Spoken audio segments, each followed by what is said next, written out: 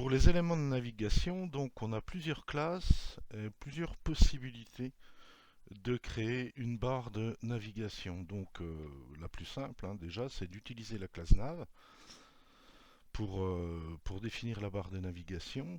Et pour chaque élément qui appartient à la barre, on va utiliser navitem ainsi que navlink pour les différents liens de navigation. Ensuite, on peut jouer sur les apparences, donc avec navpils qui permet de définir une barre de navigation de base.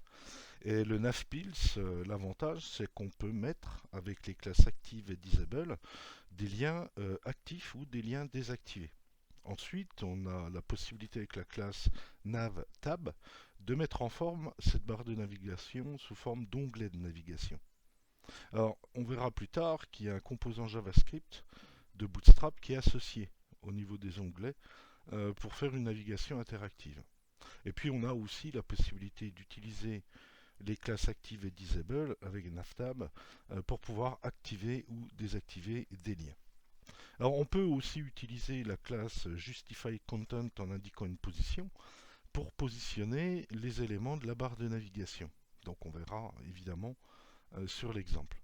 Et puis évidemment concernant les résolutions différentes, on peut, pour par exemple les portables, utiliser la classe flexColon ou flexRow avec des breakpoints pour pouvoir positionner soit horizontalement ou verticalement cette barre.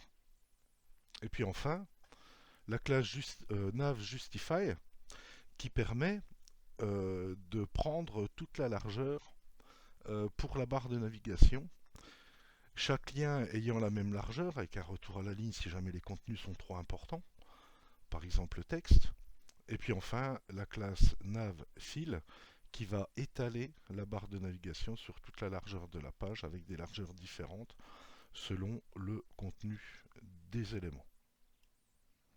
Pour l'exemple, on va utiliser en fait deux barres de navigation pour voir que effectivement avec Bootstrap, on n'est pas obligé d'utiliser des balises nav.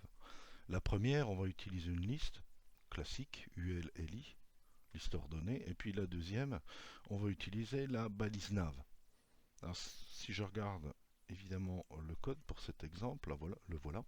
Ah, bon, on a tout évidemment encapsulé dans une div qui est la classe conteneur pour avoir un minimum de responsive, et puis avec une marge haute de 3.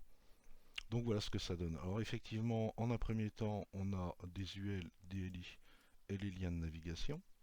Et puis en un deuxième temps, on a simplement une balise nav avec nos liens de navigation pour vous montrer qu'on peut utiliser indifféremment des listes, comme on le fait souvent traditionnellement, ou la balise nav pour utiliser exactement les mêmes classes.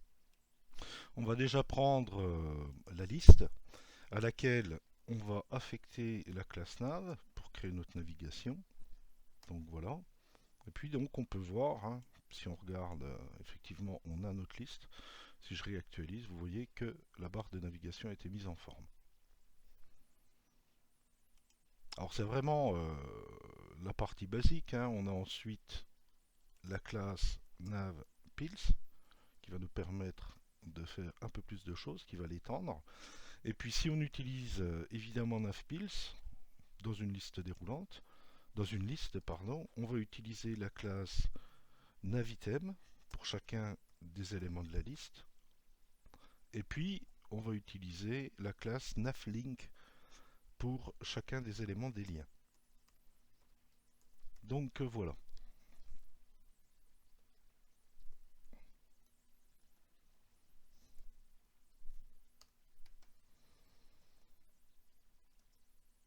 Ok, alors je vais répercuter ça évidemment sur les autres.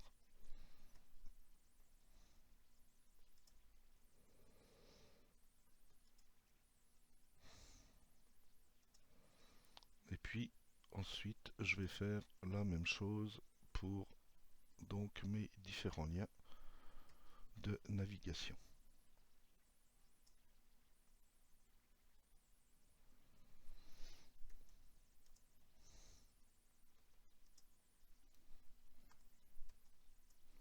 Voilà, et puis le dernier, donc voilà. Ok. Alors si je réactualise ma page, donc voilà. Alors vous voyez qu'il y a une pettique différence, hein, puisqu'on on a étendu un petit peu plus la barre de navigation. Puis l'intérêt de Navpills, c'est de pouvoir mettre des éléments actifs ou inactifs. Hein. Par exemple, je vais mettre celui-là actif, donc avec la classe active. Et puis celui-là, je vais le mettre disable. Donc voilà.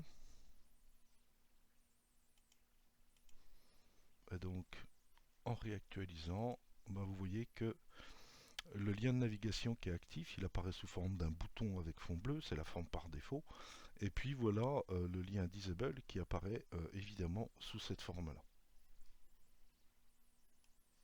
Et puis donc NavTabs qui permet de donner une apparence sous forme d'onglet à la barre de navigation. Donc qui utilise les mêmes caractéristiques que Pils. Donc Tabs. Voilà. Et donc vous voyez qu'ici on a un système d'onglets. Donc il y a un composant JavaScript hein, qui permet de créer toute l'interaction avec une barre de navigation de type onglet, hein, évidemment. Donc celui-ci est activé par défaut et celui-ci, évidemment, est disable. Alors si on n'utilise pas les listes et qu'on utilise la balise nav, donc on va utiliser le même principe. Donc ici je vais remettre Pils pour vous montrer qu'effectivement il n'y a aucune différence. Alors évidemment la classe navPils, on va la mettre au niveau de la balise nav. Et puis les classes navitem et navlink, à ce moment-là on les met au niveau des liens, puisque ici l'item et le lien sont la même chose. Donc je vais mettre nav-link et puis je vais reprendre ça effectivement sur les autres. Voilà. Idem pour celui-ci et les suivants.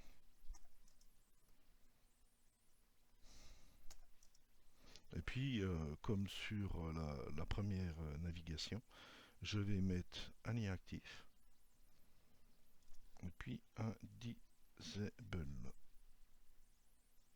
Ok. Voilà.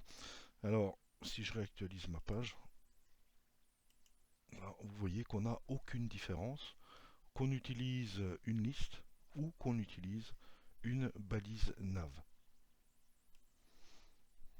Alors, je vais supprimer la deuxième, parce qu'on n'en a pas forcément besoin.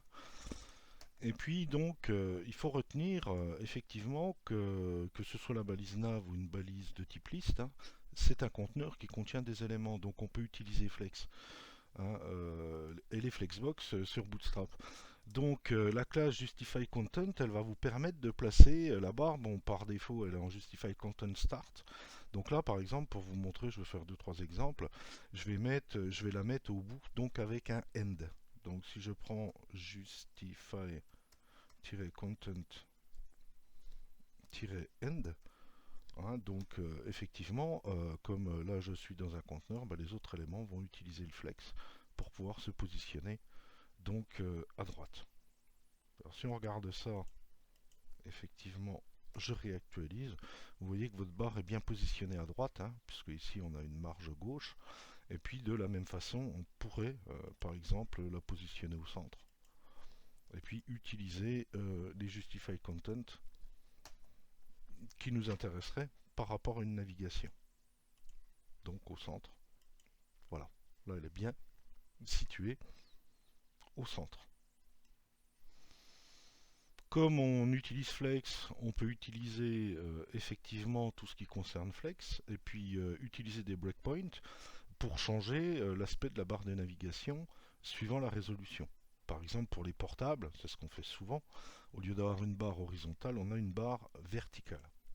Alors si je reviens sur mon code, donc je ne vais pas faire de Justify Content Center, hein, je vais l'enlever. Et puis ici, je vais dire que en résolution minimale, donc sans indiquer de flexbox, je suis en colonne sur ma barre de navigation. Alors là, pour l'instant, j'ai rien indiqué d'autre. Et puis là, vous vous retrouvez avec une barre de navigation verticale. Et puis moi, ce que je vais faire aussi, c'est de dire quand j'arrive par exemple en résolution moyenne, à ce moment-là, je veux repasser en mode horizontal.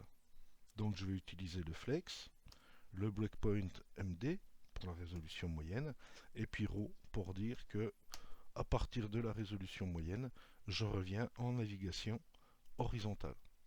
Donc si je réactualise ici, je suis en grande résolution. Alors attendez, voilà. Donc je suis en horizontal, pardon. Et puis quand je vais arriver, bon, il faudra jouer aussi sur la résolution un petit peu plus basse. Parce que moyenne, vous voyez, avec les libellés, c'est pas très joli, mais c'est pour l'exemple. Et puis ici, quand j'arrive, donc en basse résolution, type portable, à ce moment-là, ma barre de navigation devient verticale. Une autre classe, nav justify, qui va permettre de placer tous les éléments sur toute la largeur. Et sachant que si un élément est très grand, ben on va faire un retour à la ligne. Alors sur l'exemple, je vais faire un élément un petit peu plus grand pour que vous voyez effectivement comment ça se passe. Voilà. Et puis ici, donc toujours, je garde toujours le 9 piles. Je vais enlever ces deux-là pour faire simple. Et ici, je vais utiliser la classe nav justified.